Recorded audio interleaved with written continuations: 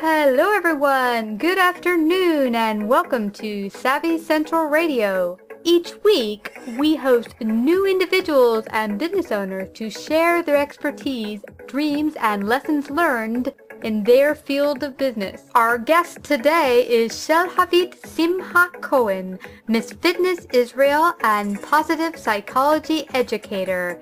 Her current project is Repackaging Harvard's Happiness Class, an animated series that will bring this important information to the masses. As she puts it, we are turning education into entertainment. This series will focus on such topics as happiness, motivation, optimism, self-esteem, and well-being. Hi, Shalhavit. How are you? Thanks for coming to Savvy Central today. Hi, Christina. I am great. How are you? I'm fine. I'm so grateful you came to speak to us today and join us. You have such an extraordinary story. I was really intrigued when I saw that I'd heard about the Harvard happiness class, and I'd seen that you put together an animated series of it, and it really intrigued me what that was all about. And then I also saw that you were Miss Fitness Israel. And so I'd love if you can tell the audience a little bit about your journey and what led to all these events. Oh, wow. Well, they might actually seem so unrelated, but when I'll tell you a little bit or maybe just a trigger started my journey, I think it'll be much easier to understand. I guess the trigger for a lot was, we all have, according to psychology and research, we all have some sort of DNA tendencies. And I would say that my mom told me that I smiled right away after I was born. She brought me back from the hospital and I had this huge smile on my face. It could be that I have some tendencies, but from what I remember and my narrative, the story I tell myself, I grew up as a very insecure child. I remember myself being very insecure. I had some traumas as a kid. We all do, emotional, physical. But what I saw through the child's lens was kind of what shaped who I am. And I think kind of that starting off with that basic need to survive that we have and questioning, because children are always very curious. I was always attracted to what do people really want? What is this world about? And I just recall a ceremony after a death and in a funeral and talking about what we recall from the person. And it was mostly shared experiences and that person's happiness. And I just remember being such an introspective little kid. I don't know if I started off being really shy and I was treated as a shy kid or I know what came first, the chicken or the egg. View of myself was very negative. I thought that I'm just dirty and I'm made out of an inferior material and just being inferior. So I had a lot of time to think. And I was like, well, what do people really want? It seems like people just want to be happy because that's like the bottom of what people are mostly aspiring for. People just want to be happy. I started asking myself, what makes me happy? What makes other people happy? What do I want to feel? I just want to feel comfortable. What do people want to feel? People just want to feel comfortable. Having all that quiet time, being so introspective and so shy, I had a lot of time to think. I'm a huge thinker. Being a woman adds that, but, thinking. When am I comfortable? When the other person is comfortable. Oh, they're comfortable probably when I'm comfortable. And reaching out, you could only communicate when you're communicating. You could only understand when you're communicating. So a lot of things that are studied in positive psychology, the importance of society, the importance of communication, study of well-being, a lot of it is kind of innate and we kind of know it. I think that I started as an introspective child that's, just wanted to know what makes people happy. Maybe, kind of people pleasing, wanting to make people happy. And now the Miss Fitness was, I think, very much triggered by that. I wanted to be happy. I wanted to make people happy. And part of my journey, part of those mistakes, or, some people would call them mistakes, some people would Challenges. It's important, like a lot of bodybuilders, I just chose to shape my body. I developed a lot of very disciplined. What I decided was what I was going to go for. I remember deciding what kind of personality I want. I want to be very friendly. I want to be very social. I'm going to start talking about it because I know that talking about it is the first step. Yeah. And practicing it. I remember telling all my friends that now I want to be that person that I want to be. And it was funny. But I started making a lot of friends once I started doing that. And I was like, I want to be a person that is totally see-through and clear and you can really see what they're feeling and kind of start building up an imaginary role model and telling my friends about it and like shaping that person. And fitness also came from, shaping my body. And a lot of bodybuilders actually are super sweet people because after speaking with them, what I find is that they all grew up either a little bit chubby or some sort of insecurity that raised for their kind of obsession to control their body and to be that role model that they looked up to, that strong, buff, muscular guy. And I wanted to be that pretty girl. I must say I did too much and I went a little bit too far with that. You got to an unhealthy aspect at one point? Yeah, actually, winning Miss Fitness was actually an unhealthy phase, which is kind of ironic. A lot of the models today and a lot of the fitness people suffer from major eating disorders, major self-esteem issues, a lot of unbalanced emotional well-being. And I suffered from that a lot. Something that people don't know is, when I was standing there on stage, I hardly ate anything. I was mostly exercising most of the day and, it becomes addicting. And there's a whole lot that I didn't open yet enough to the world about. But a lot of people today over-exercise and under-eat. Sometimes it causes body to store weight, but too much, then you lose weight. And, definitely part of my process was very healthy, but it became an obsession. And when I was there on stage, I was actually very insecure and my body inside wasn't doing so well. And a lot of those figures and those models are actually not very healthy bodies that I want to get to at a certain point when I feel fully recovered, because I'm still struggling with overcoming the eating disorder. But, I'd like to be more of an advocate for what is a healthy life. And especially that I see now in my body when I'm getting to be more balanced, I really see how just the chemistry of your brain could change so much of your well-being. There's things that I couldn't focus on before, and just this like mindset that I've never experienced before, that I couldn't have experienced before because of that obsession and kind of not being able to see anything else. So there's definitely a lot to learn, and you always think that where you are, you've learned so much, and there's probably not much more to learn. In psychology, we actually see that people don't think that they're going to change so much in the next 5 years. But then after 5 years, or even now, if you look five years back, you've changed so much in ways that you've never imagined. Yeah. There's hope for our listeners. There's always, always a new day and a new beginning. Yeah, your perception is going to change no matter what, and you're going to always learn new things. That was kind of a broad answer for the question, but that's how my journey started, as kind of very introspective and, trying to figure out very intellectually, like how to get to be happy. And then I kind of left out the whole religion path that I took very, very strong. I went through rabbinic school of 7 years to university. And what exactly is that? Rabbinic school. Does that mean you can become a rabbi? Is that it? Almost. Oh, okay. And I got very, very into religion. And during the Lebanon War in Israel, friend being killed and engagement broken, and I had a lot of questions that I wanted to study more. I wanted to really study what makes people happy.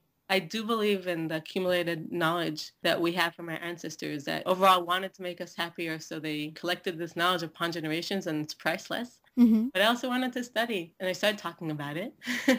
And I heard of the Harvard Happiness class. And by then, with all the experience I had from my military service, being a guide, working with people, working with the Jewish agency, being an educator, I was from one step to the other. I reached out to the Harvard professor and we met, and he wanted to come back to Israel. And it all kind of came together as me wanting to take a big role in positive psychology. Tal Ben Shachar actually starting to be interested more back in Judaism, coming back to Israel. I guess our paths crossed and we decided to work together. Oh, wow. Neat. So how did the animation series come about? I guess that's a passionate educator in me, that I did like bridging programs between Palestinian and Israelis, always thinking what makes people happy, how could we be happier, why do we fight all the time? And so I was also a tour guide. That was, the big part of the education was taking groups outdoors, meditations in the desert, or just like long hikes and connecting through physical activity and being together. And I worked a lot with youth, and that's really the audience that I find myself mostly connecting to, teenagers. And once I started getting my hands on the research in positive psychology, research on well-being, research on gratitude and optimism, research on motivation, these studies that anyone can learn from, I was so passionate.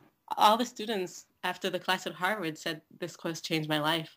I mean, there's definitely a significant amount of information that people spend their whole lives, PhDs, on certain research that could really be helpful for an everyday person. And that's why it became the most popular class in the history of Harvard. But, then Tal Ben-Shachar turned the class into a book that is happier. And I come from the academic, rabbinic studies, very reading, but I know that most people don't. And I remember when I met people, even at MTV, speaking to people about, my idea of making a video series, they're like, oh yeah, we heard of the class. And actually my father gave me the book. Have you read it? Oh, it's on my shelf. I will. And we don't, us humans, like, our first instincts, like, we hear and we see. Reading is like a secondary learning, and it's not as simple as seeing and hearing. No, I find the reading is awesome, but the thing about reading and that type of education is that it's not experiential. You haven't gotten it inside your soul. Well, also when you read, I mean, it kind of depends. Like reading books could be sometimes more experiential than just watching TV. I mean, people could argue that each one has its own assets and its own pros and cons, I would say. But I wanted to educate and I wanted to get this thing out there and I wanted to leverage it in the best way. And I know that teenagers won't read. I mean, unless I'm a crazy celebrity, which the Miss Fitness was really a lot of the reason why I did that, because I was in crazy shape anyway. That was my obsession. When someone asked me to get on stage and compete, it was a few weeks before the competition. I didn't even know this competition existed. But the only thing that went through my head was like, I'm working on this thing that I really want to get to the public. My goal in life is to leverage positive psychology. If people think I could win this thing, then I could probably get a lot of publicity for my project. And that's the only reason I went. I'm sure there's a part of me that's an exhibitionist and enjoyed being on stage too, because I got to do a dance also. And part of the fitness show that you need to put up is a routine. And you could mix that routine with the dance because there's music. And I love to dance. Some people told me that, that they think I won just because of how passionate I was in my dance. Awesome. But I went to the competition mostly because I wanted to leverage my project. And I did get a lot of interviews with a sports channel and with a few newspapers in Israel. And I got a bunch of media publicity and, and you could see I'm talking about my project. Miss Fitness makes happiness her calling. Yay. So that was, and it was helpful. But yeah, back to the reason why I want to make a video series is because I think video, YouTube, TV was my first thought. Before that, I was debating between TV and newspapers to make a newspaper. And this is a long journey of like meeting lots of people and people in Israel and people in the States and people in very like high-end places, like in the government that tried to do positive projects. There was a project also, a few $1 million was spent with Bill Clinton it was called The Good Channel. And a lot of really good people invested in it and, kind of got burnt on the way because it didn't fall through.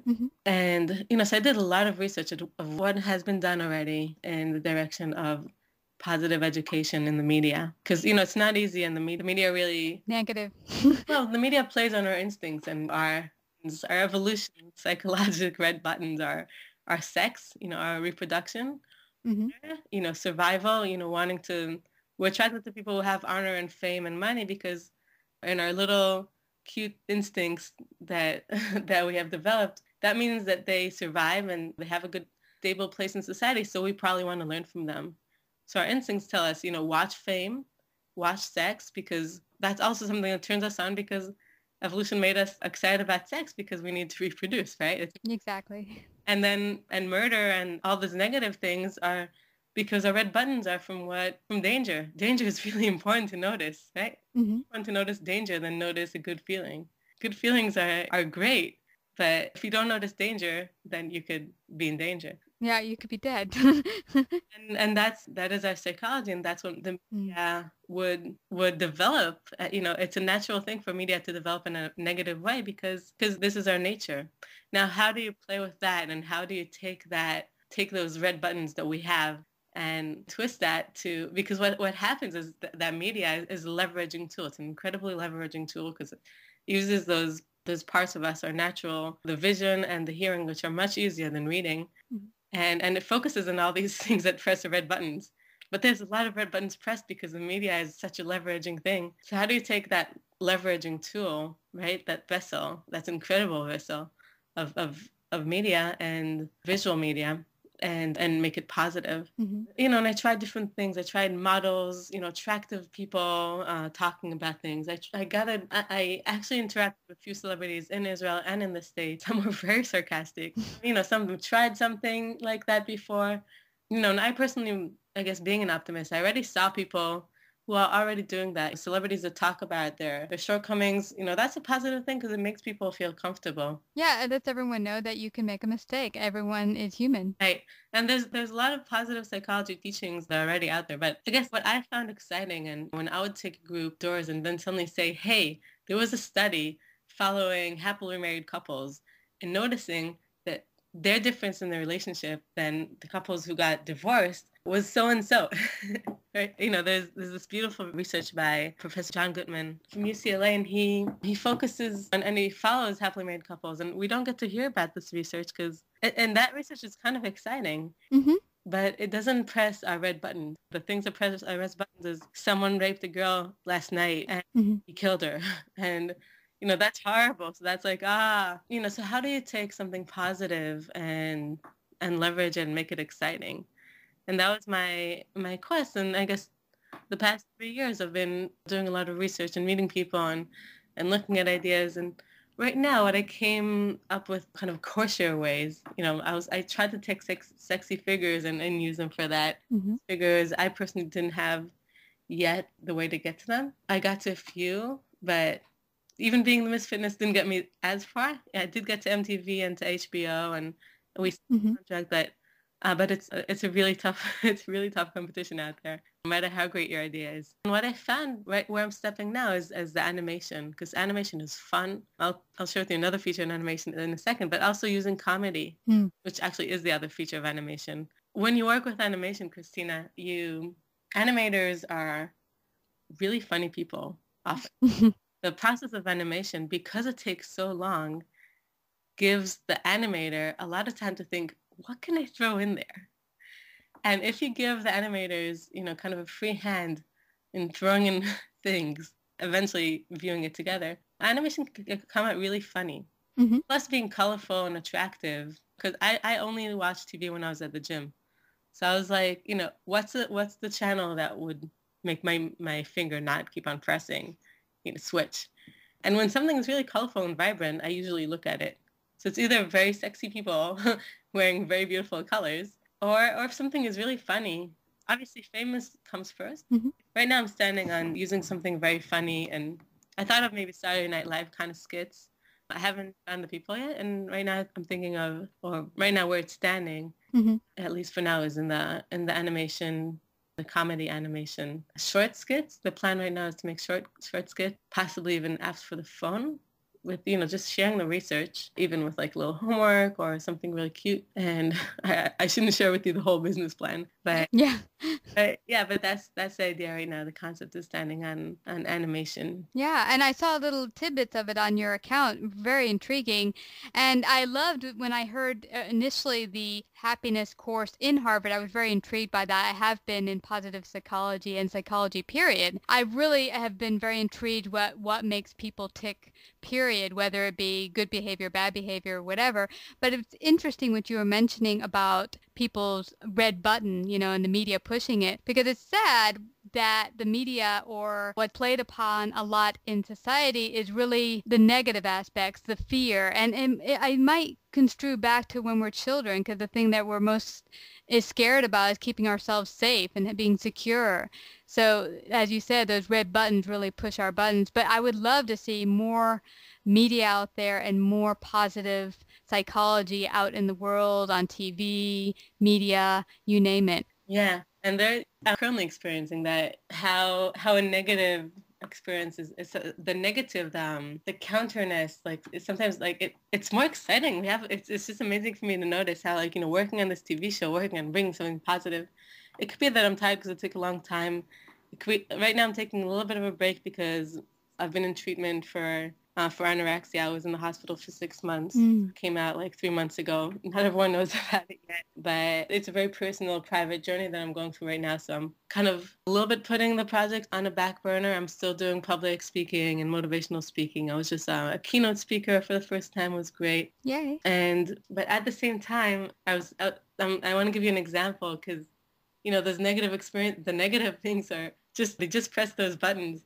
And I went to the exhibit of Mario Testino. There's an exhibit called In Your Face at Museum of Fine Arts in Boston. Mm-hmm. And it goes around the country. It's an exhibit by a famous photographer taking pictures of famous models and some of them are completely naked. Mm-hmm. And I was walking through the exhibit with my friends, and those photos are beautiful. But those photos took 15 years away of my life. Like 15 years of not being able to think, of obsession, of being hungry and not knowing. And anyway, and I told my friends, and they're like, oh my God, did you realize what you just said? 15 years of this whole society of like the pressure of how you look. And anyway, so I'm planning now an exhibit called Back in Your Face. Ooh, I like that. What's it about? So basically it's going to be, huge photos, right? Huge images, just like Mario did. I'm changing the concept of body image to soul image. It's who you are. It's not how you look.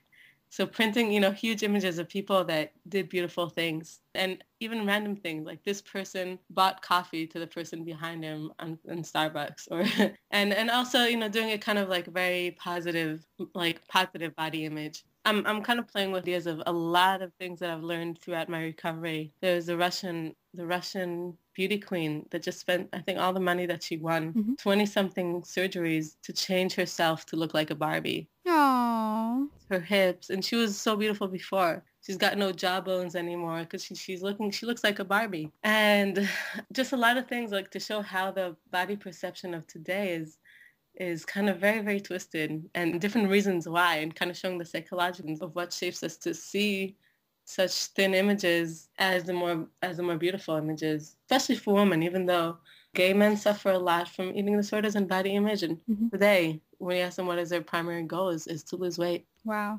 Our relationship with our bodies and what we put in our bodies is warped.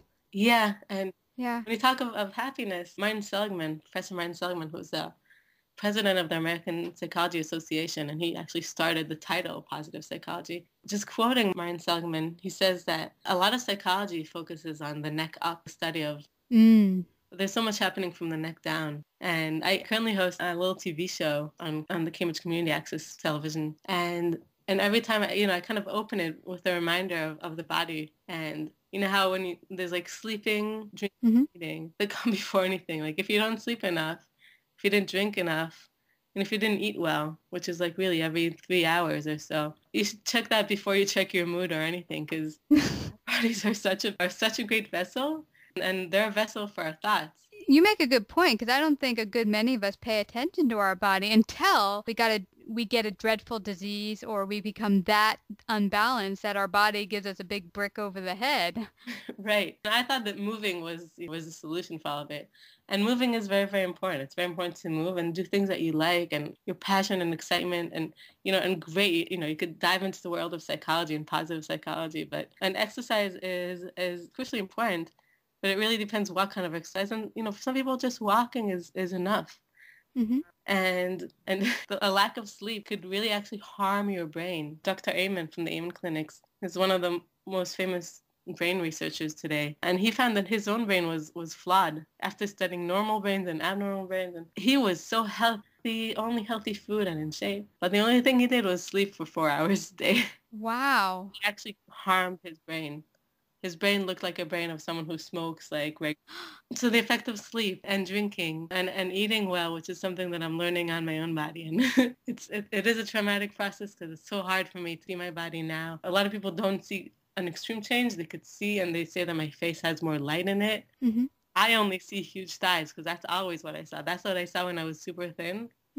All my life was huge thighs, and that's what I believed. So changing this belief is a huge journey for me. Can I ask you, Shalhavit, why do you think it's so hard when we have a belief we've grown up with?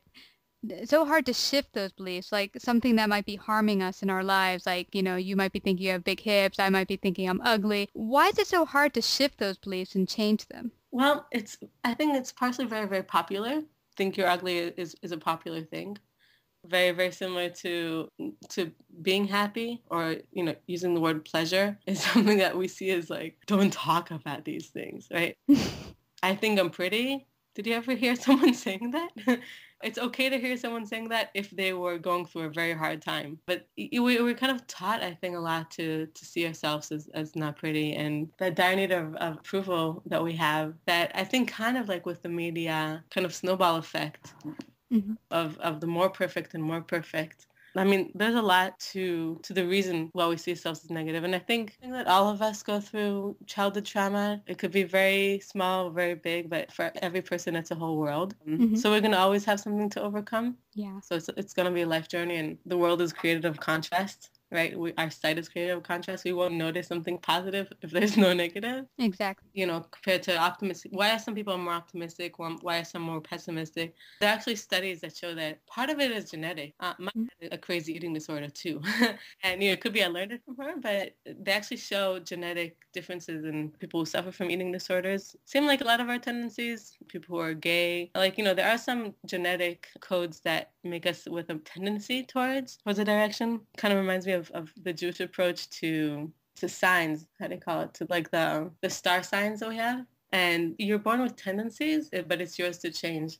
And you could do what you want with it. Judaism is some people think that Judaism is very against astrology. The truth is, for someone who studies rabbinic school, who studied from rabbinic school, it's not that Judaism is against it. It says you could study it, but you can't say your future from it, because you always have the freedom to choose. Yeah, we have free will. Right. And, and it's not easy. And especially with thoughts and thought patterns. Thought patterns are, I guess I'll kind of compare to the nerve cell, right? Made out of nerve cells. And when a nerve shoots over and over the same direction, that pathway is going to get strong, kind of like a muscle. So your brain is tending to think that thought so much more.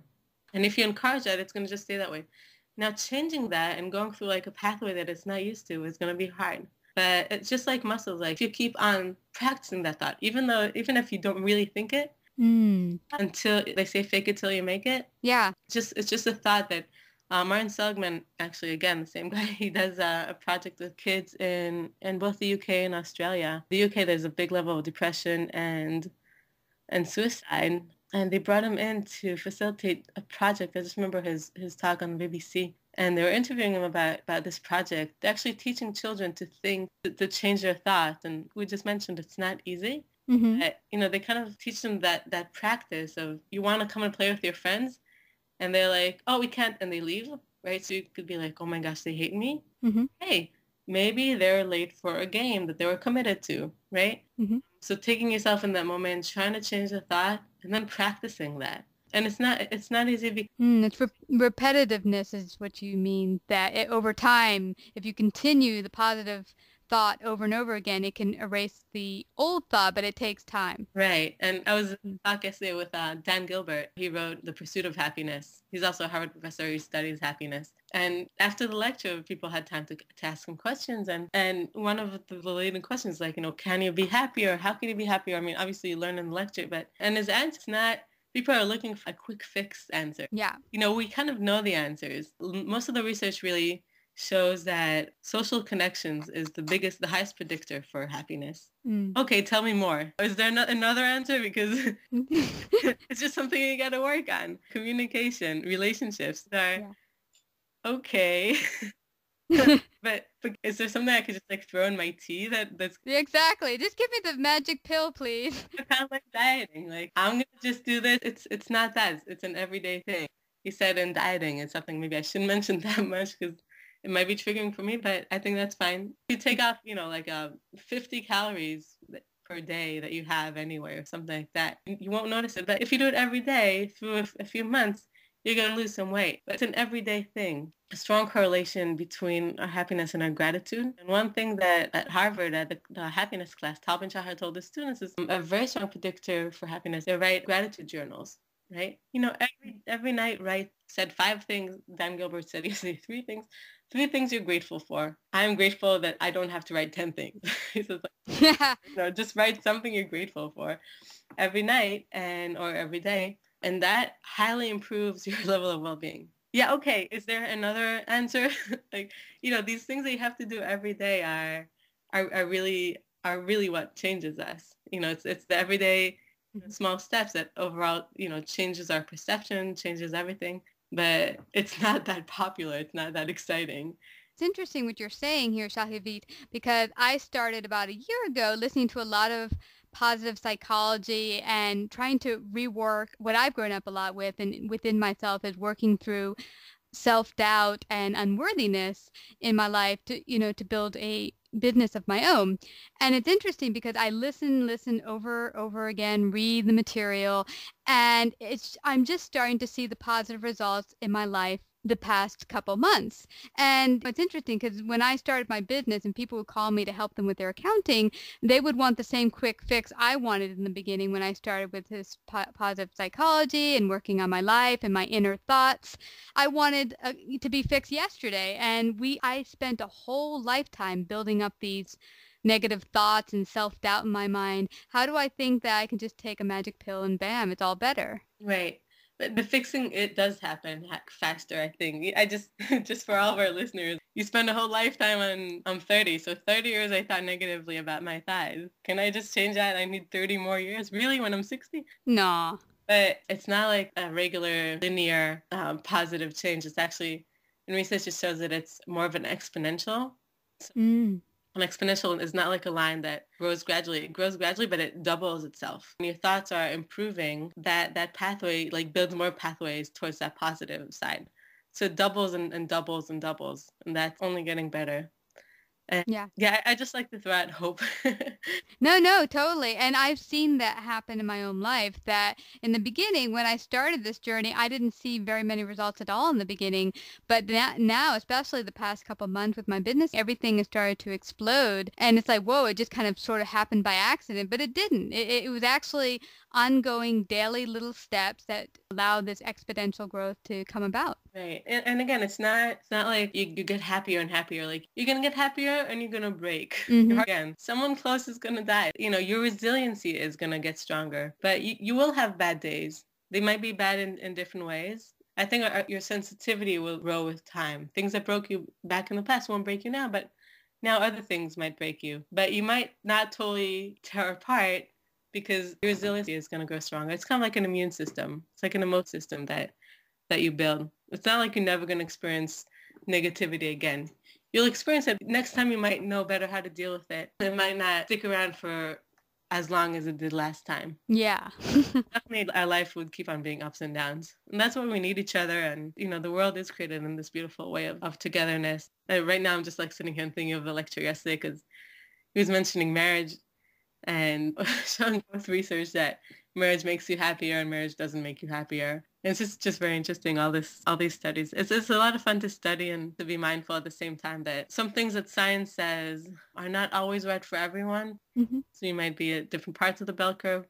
It's just very interesting to learn. I'm very passionate about it because it's exciting and I'm very excited to share it. Yeah. But it's also, I guess what I like about science is that idea that there's a bell curve and that just like or especially in science, there's no perfect answer. There's no like completely right. I love that. Yeah. It's an ever-ending growth process. It's never like you're at the end of the road. It's always more information or more to learn. Right. And it gives you an opening for a little bit of philosophy. And the findings of today might change a little bit tomorrow because they didn't ask this question. So it keeps you intrigued and interested. But really what keeps you intrigued and interested is being healthy. Yes. You can't do anything if you're not healthy. The most amazing. Yeah, well, Shalhavit, I would like you to tell the audience how they can get in contact with you, find out more about you. Do you have a website you'd like to provide people or email address? You just Google my name because there's only one right now. There's actually a baby with my name, but she doesn't have a website or... but my name is Shalhavit, so it's Shalhavit. Again, Shalhavit. Shalhavit. Yeah, I think if you just Google my name, you'll find my website. You'll find I think LinkedIn comes first. If Miss Fitness Israel, I'm also the first video coming up, but don't watch it. It's embarrassing.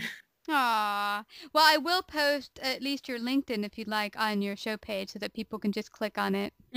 Yeah, if you contact me through LinkedIn, Yeah. I'm Shalhavit at Gmail. I'm Shalhavit at Facebook. Shalhavit at Yahoo. Yeah, because I'd love the listeners to keep in contact. If anyone out there knows ways in which they can help your project move forward, get in contact with you, and that would be great, because I think we need a lot more positive energy out there, positive news, positive thoughts. For like a business partner, because I think at this point I'm either putting in a little bit on back burner or partnering with someone, because it's going to be healthier for me. Great. Always that balance of, No, it's great. Why take everything on your shoulders? That's what we have, community. Yeah, and doing what you love. So doing it in the pace that you love. I think this project is timely and crucial. At the same time, also my health is timely and crucial. That's right. Yeah. It's balancing that. Only if you're happy, you could carry the world on your shoulders. If you're strong. So there's that balance. Most definitely. And just an idea for you, I used crowdsourcing in the past. Maybe that might be something to help get your project up and going later when you're ready. Crowdsourcing? Yeah, it's really awesome. They have a couple of websites like Indigo and Rocket Hub. And what they do basically is you go out there, you set up an account, and you tell the community, hey, I have this amazing project. Here's what it is. And if people donate towards the project, we give you little perks. Like in my case, I gave free airtime on my radio show. Some people give a shout out on Facebook, or if they make little jewelry, they give them some jewelry, like pieces of jewelry if they donate $50 or something. But bottom line, some people have gotten enough money to put a film together, like $20,000. One woman I knew about, she actually wanted to start a PR firm, and she didn't have the money for it. So she went on one of these type of crowdsourcing websites, and said, here's my vision for this type of PR company. I have no money to start it. I need I think she said $30,000 to get started. She received from the community $80,000. Wow. Yeah, so it's something that might help later on when you're ready. Thinking of Kickstarter, and yeah, same thing. At this point, I already have written permission from all the leading professors in positive psychology around the world. Martin Seligman, Harvard, the Harvard professors from UCLA, from really professors from everywhere that I've been in contact with, and gave me written permission to use their videos and their lectures for my project. And I got the attention of HBO. They contacted me, and I met with them. I got a lot of people interested, and I finally even found the right production company. And I even have, I've got the business plan, and I even have like the amount of money I need for the first episode. Okay. I'm in a good spot. Yeah, this is so happening. And please keep us at Savvy and everyone praised on it. We'd love to have you back when you're set to go on air and help you launch it and get the word out. Thank you. If there's anyone out there that is interested, then contact me. Well, I thank you so much, Shalhavit, for coming on Savvy Central Radio. Thank you so much. Nina, have an awesome weekend. Thank you. Join us March 8th, co-founders Metit Jobar and Joshua Manley. They will discuss their new product, MyMe,